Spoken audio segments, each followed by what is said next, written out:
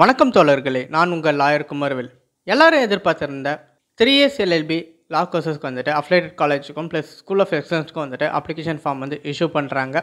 அது எப்போ இஷ்யூ பண்ணுறாங்க, எப்போ லாஸ்ட் டேட்டு, அதுக்கப்புறம் எவ்வளோ கட் ஆஃப் மார்க் தேவை, என்னென்ன காலேஜஸில் எவ்வளோ சீட்டு இருக்குது, எல்லா டீட்டெயில்ஸும் வந்துட்டு நம்ம இந்த வீடியோவில் பார்க்க போகிறோம்.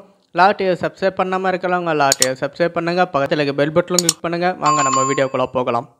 டாக்டர் அம்பேத்கர் ஸ்கூல் ஆஃப் எக்ஸலன்ஸ்லேயும் ப்ளஸ் வந்துட்டு அஃபிலியேட்டட் லா காலேஜஸ்க்கும் வந்துட்டு ஜூலை 3ஆம் தேதியில் வந்துட்டு அப்ளிகேஷன் ஃபார்ம் வந்து இஷ்யூ பண்ணுறேன்னு சொல்லியிருக்காங்க. இதுக்கு லாஸ்ட் டேட் எப்போன்னு பார்த்தீங்கன்னா ஜூலை 24ஆம் தேதி வந்து லாஸ்ட் டேட்டுன்னு சொல்லியிருக்காங்க.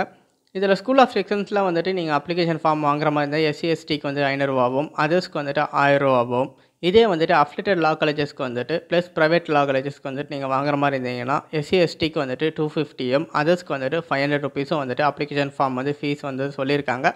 இது எல்லாமே நீங்கள் ஆன்லைன் மூலியமாக தான் அப்ளிகேஷன் ஃபார்ம் வந்து சப்மிட் பண்ணிவிட்டு பே பண்ணுற மாதிரி இருக்கும்.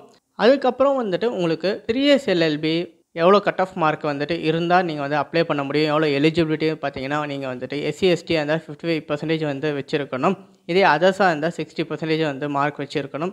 இது 3 years LLB government law colleges, affiliated law colleges, private law காலேஜஸ்க்கு வந்துட்டு எவ்வளோ கட் ஆஃப் மார்க் இருக்கணும்னு பார்த்தீங்கன்னா 40% மார்க் வந்து எஸ்சி எஸ்டிக்கும் ப்ளஸ் அதர்ஸில் வந்துட்டு 45 மார்க் வந்துட்டு நீங்கள் வந்துட்டு வச்சுருந்தா போதும்.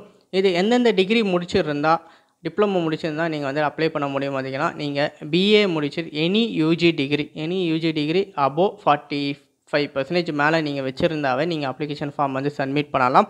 நீங்கள் 10th முடிச்சுட்டு ப்ளஸ் நீங்கள் வந்து 12th முடிச்சு டிகிரி பண்ணாமல் இருப்பீங்க. அதெல்லாம் வந்து 10th முடிச்சுட்டு டிப்ளமோ பண்ணிவிட்டு அதுக்கப்புறம் ஒரு டிகிரி பண்ணியிருந்தாவும் நீங்கள் எலிஜிபிலிட்டி ஆகுறீங்க.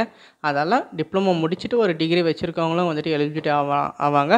+2 முடிச்சுட்டு ஒரு டிகிரி வச்சுருக்கவங்களும் வந்து எலிஜிபிலிட்டி ஆவாங்க. அதனால் ஒரு டிகிரி இருந்தால் போதும். அதுக்கப்புறம் மாஸ்டர் டிகிரியை பேஸ் பண்ணி, மாஸ்டர் டிகிரி கட் ஆஃப் மார்க்கை பேஸ் பண்ணி அப்ளிகேஷன் சப்மிட் பண்ண முடியாது. ஒன்லி யூஜி மட்டும்தான்.